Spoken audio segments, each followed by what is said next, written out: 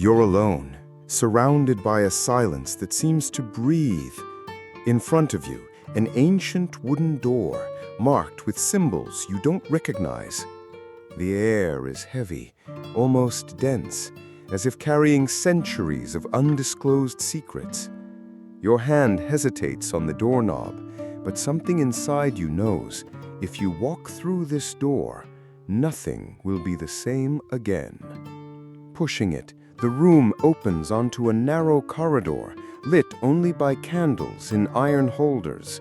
The flames flicker, casting shadows that seem to move with a life of their own.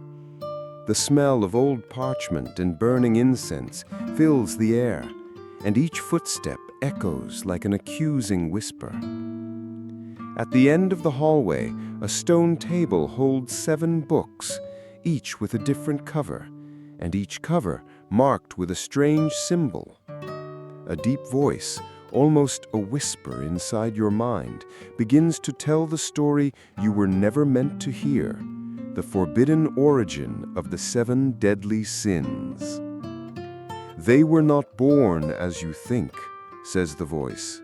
They were not just moral concepts, but weapons created to imprison humanity.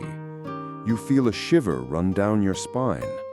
The first book opens on its own, revealing the sin of pride, the desire to be equal to or greater than God. According to the voice, this was not just a human error, but a mark left by Lucifer's fall. You see images like visions, a radiant angel becoming shadow, its light turning into blind pride. Pride, the voice explains, was placed in the hearts of men as an echo of that first act of rebellion. The second book opens with a bang, greed, but not as ordinary greed. Its origins, according to the voice, are linked to ancient kingdoms that sacrificed human lives to fill treasures with spiritual power. Gold accumulated not only wealth, but something darker, a weight that contaminated everything it touched. You feel the temperature drop as the third book unfolds, lust. Within the pages, ancient rituals where pleasure and blood mingled. The voice tells you that before it was a sin, lust was a kind of cult, created to trap souls in an endless cycle of desire and dissatisfaction. The fourth book opens slowly. Anger. Images of wars, but not human wars. Battles fought on the spiritual plane, where every emotion of hatred fueled invisible creatures.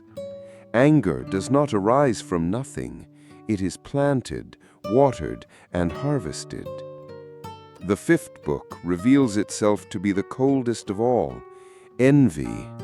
Within its pages, stories of kingdoms destroyed not by direct battles, but by silent intrigues.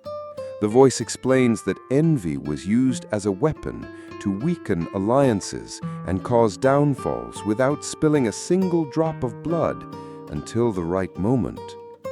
The sixth book seems heavier, almost impossible to open. Gluttony.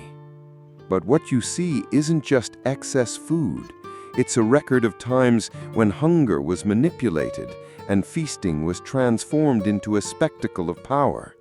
Gluttony, the voice says, is not about overeating. It's about consuming what should be sacred. Finally, the 7th book, Sloth. But not as a simple lack of action. The text reveals an ancient conspiracy to keep humanity occupied with futile distractions so that it never awakens to its true nature. It's a manufactured, imposed laziness that corrodes the spirit and erases purpose. You feel the weight of the revelations as if each page is tearing something from within you. The voice continues, "These sins have been fashioned like invisible chains. As long as man carries them, he will never break the bars." The candles flicker violently, and the shadows on the walls begin to move, taking on distorted human forms. Each shadow represents one of the sins, moving closer as if they recognize something in you. "Why are you showing me this?" you ask silently. The answer is immediate, because every man carries the 7, and only those who know their origin can fight them. The shadows draw closer, and you feel each one touching your skin like ice. They try to enter through your eyes, your ears, your mouth, looking for a place to lodge. The voice screams inside you, "Choose which one you will face first, but know this, the longer you wait, the stronger they become." Your mind is invaded by memories of yourself, moments of pride, desire, envy, hatred, laziness, gluttony, and greed. Everything blends together, and you realize that the battlefield is not external, but within you. The room begins to spin, and the books slam shut as if sealing their secrets once more. The door behind you opens, revealing daylight. You leave, but the weight remains. The voice's final words echo. Now that you know, you can never again plead ignorance. The fight has already begun.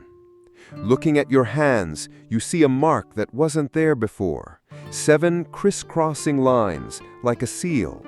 And deep down, you know, this mark isn't just a warning, it's a countdown.